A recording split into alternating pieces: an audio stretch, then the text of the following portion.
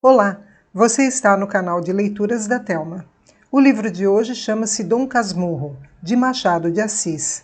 Narração, Thelma Schinkerman. Parte 32, capítulo 130. Um dia. Porquanto, um dia Capitu quis saber o que é que me fazia andar calado e aborrecido, e propôs-me a Europa, Minas, Petrópolis, uma série de bailes, 1000 desses remédios aconselhados aos melancólicos. Eu não sabia que lhe respondesse. Recusei as diversões. Como insistisse, repliquei-lhe que os meus negócios andavam mal. Capitu sorriu para animar-me. E que tinha que andassem mal? Tornariam a andar bem. E até lá, as joias, os objetos de algum valor seriam vendidos e iríamos residir em algum beco. Viveríamos sossegados e esquecidos. Depois, tornaríamos à tona da água. A ternura com que me disse isto era de comover as pedras. Pois nem assim. Respondi-lhe secamente que não era preciso vender nada.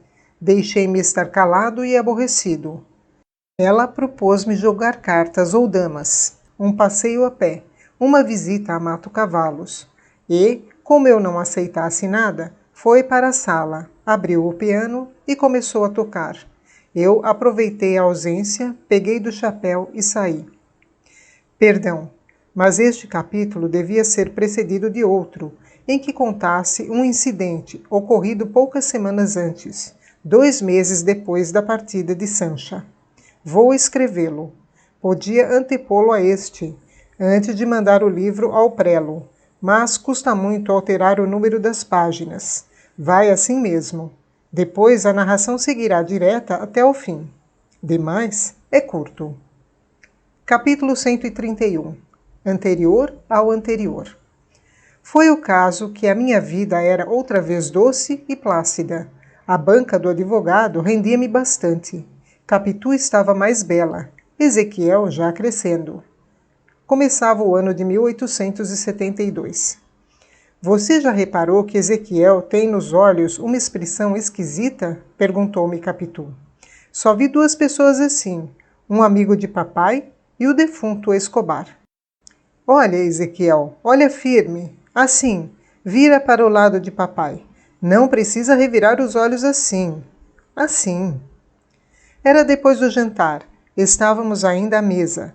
Capitu brincava com o filho, ou ele com ela, ou um com o outro, porque, em verdade, queriam-se muito. Mas é também certo que ele me queria ainda mais a mim. Aproximei-me de Ezequiel. Achei que Capitu tinha razão. Eram os olhos de Escobar, mas não me pareceram esquisitos por isso.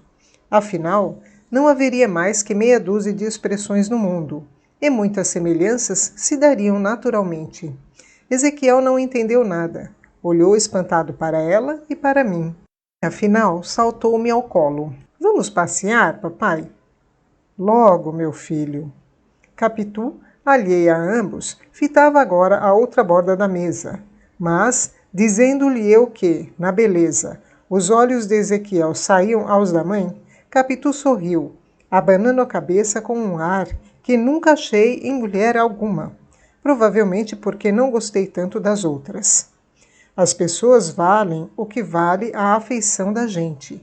E é daí que Mestre Povo tirou aquele adágio que quem o feio ama, bonito lhe parece. Capitu tinha meia dúzia de gestos únicos na terra. Aquele entrou-me pela alma dentro. Assim fica explicado que eu corresse à minha esposa e amiga e lhe enchesse a cara de beijos. Mas este outro incidente não é radicalmente necessário à compreensão do capítulo passado e dos futuros. Fiquemos nos olhos de Ezequiel. Capítulo 132. O debuxo e o colorido. Nem só os olhos, mas as restantes feições, a cara, o corpo, a pessoa inteira, iam se apurando com o tempo. Eram como um debuxo primitivo que o artista vai enchendo e colorindo aos poucos, e a figura entra a ver, sorrir, palpitar, falar quase, até que a família pendura o quadro na parede, em memória do que foi e já não pode ser. Aqui podia ser e era. O costume valeu muito contra o efeito da mudança. Mas a mudança fez-se, não à maneira de teatro. Fez-se como a manhã que aponta vagarosa. Primeiro que se possa ler uma carta. Depois lê-se a carta na rua, em casa, no gabinete, sem abrir as janelas. A luz coada pelas persianas basta a distinguir as letras. Li a carta, mal a princípio e não toda. Depois fui lendo melhor. Fugia-lhe, é certo. Metia o papel no bolso, corria à casa, fechava-me, não abria as vidraças, chegava a fechar os olhos. Quando novamente abri os olhos e a carta, a letra era clara e a notícia claríssima. Escobar vinha assim surgindo da sepultura, do seminário e do Flamengo, para se sentar comigo à mesa, receber-me na escada, beijar-me no gabinete de manhã, ou pedir-me à noite a bênção do costume. Todas essas ações eram repulsivas. Eu tolerava-as e praticava-as, para me não descobrir a mim mesmo e ao mundo. Mas o que pudesse dissimular ao mundo não podia fazê-lo a mim, que vivia mais perto de mim que ninguém.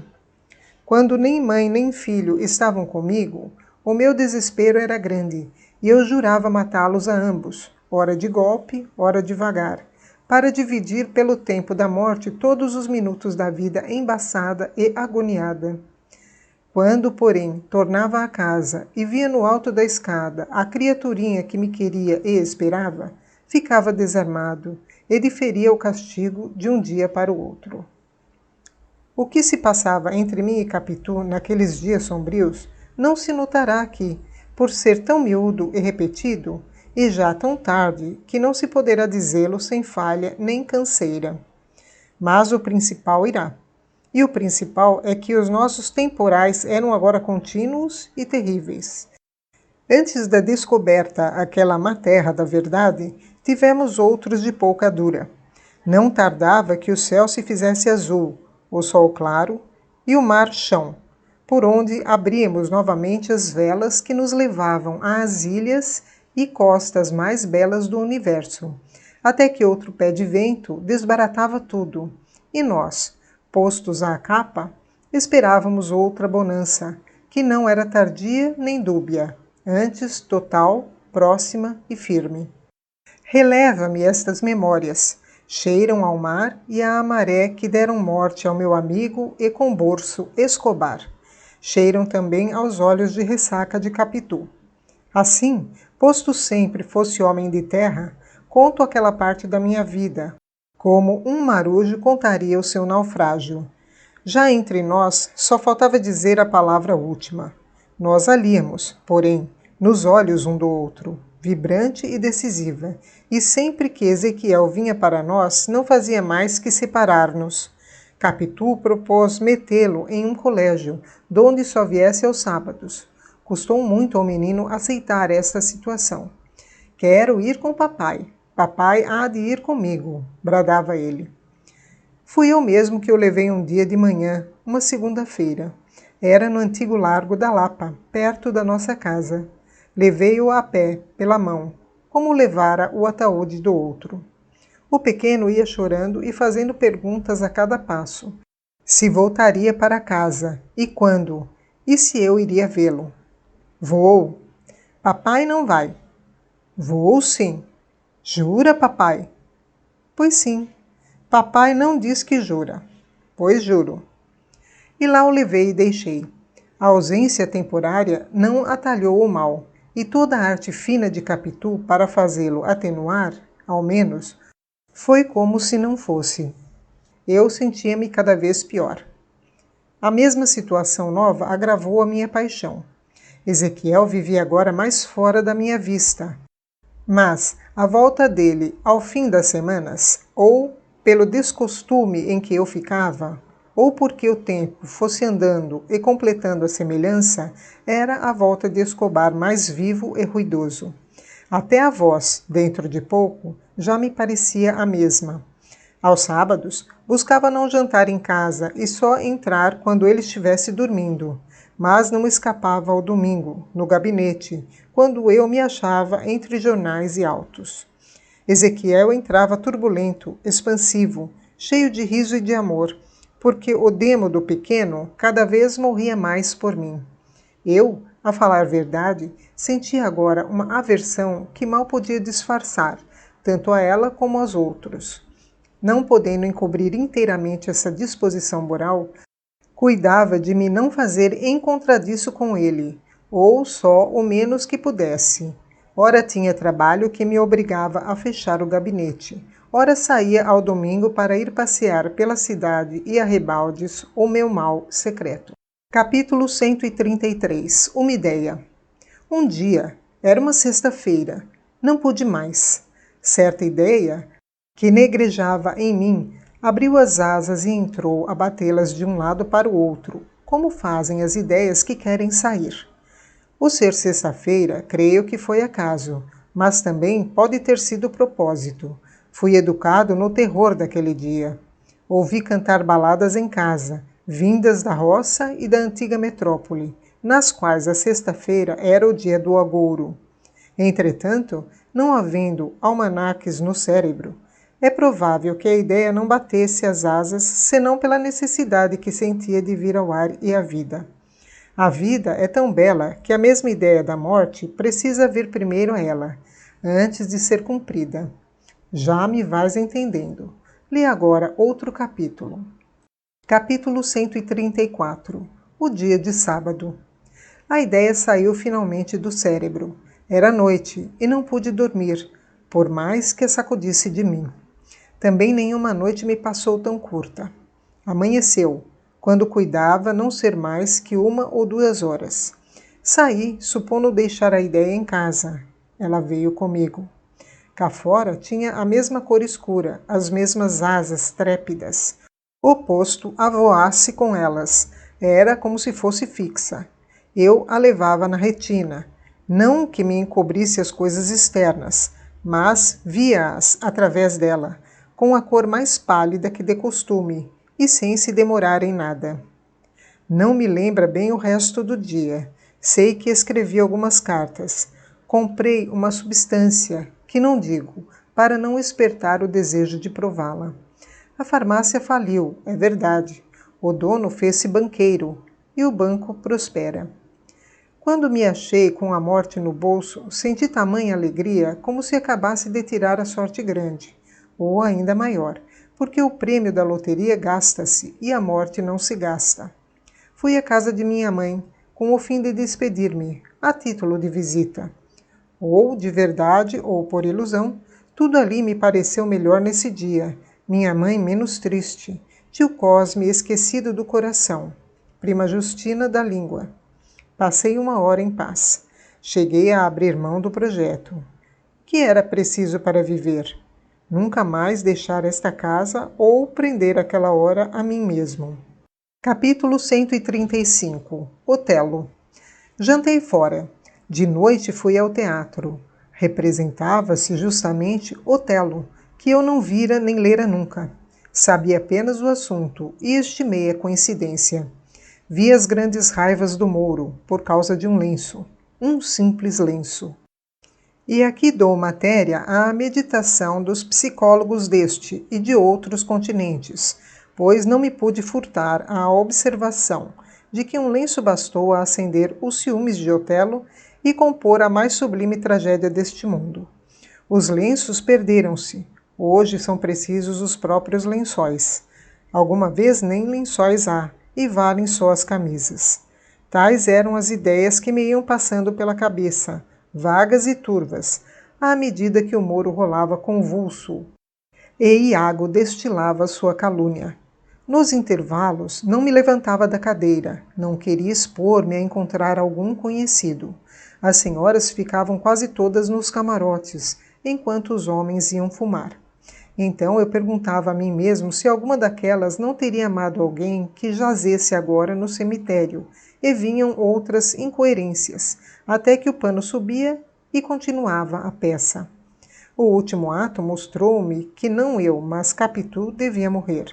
Ouvi as súplicas de Desdêmona, as suas palavras amorosas e puras, e a fúria do Mouro, e a morte que este lhe deu entre aplausos frenéticos do público. E era inocente, vinha eu dizendo rua abaixo. Que faria o público se ela deveras fosse culpada, tão culpada como Capitu? E que morte lhe daria o Moro? Um travesseiro não bastaria. Era preciso sangue e fogo, um fogo intenso e vasto, que a consumisse de todo, e a reduzisse a pó, e o pó seria lançado ao vento, como eterna extinção. Vaguei pelas ruas o resto da noite. Ceei, é verdade, um quase nada, mas o bastante para ir até amanhã. Vi algumas horas da noite e as primeiras do dia. Vi os derradeiros passeadores e os primeiros varredores, as primeiras carroças, os primeiros ruídos, os primeiros albores. Um dia que vinha depois do outro, e me veria ir para nunca mais voltar. As ruas que eu andava como que me fugiam por si mesmas. Não tornaria a contemplar o mar da glória, nem a Serra dos Órgãos, nem a Fortaleza de Santa Cruz e as outras. A gente que passava não era tanta como nos dias comuns da semana, mas era já numerosa e ia a algum trabalho que repetiria depois. Eu é que não repetiria mais nada. Cheguei a casa, abri a porta devagarinho, subi pé ante pé e meti-me no gabinete. Iam dar 6 horas. Tirei o veneno do bolso, fiquei em mangas de camisa e escrevi ainda uma carta, a última dirigida a Capitu. Nenhuma das outras era para ela. Senti necessidade de lhe dizer uma palavra em que lhe ficasse o remorso da minha morte. Escrevi 2 textos. O primeiro queimei-o por ser longo e difuso. O segundo continha só o necessário, claro e breve. Não lhe lembrava o nosso passado, nem as lutas havidas, nem alegria alguma. Falava-lhe só de Escobar e da necessidade de morrer.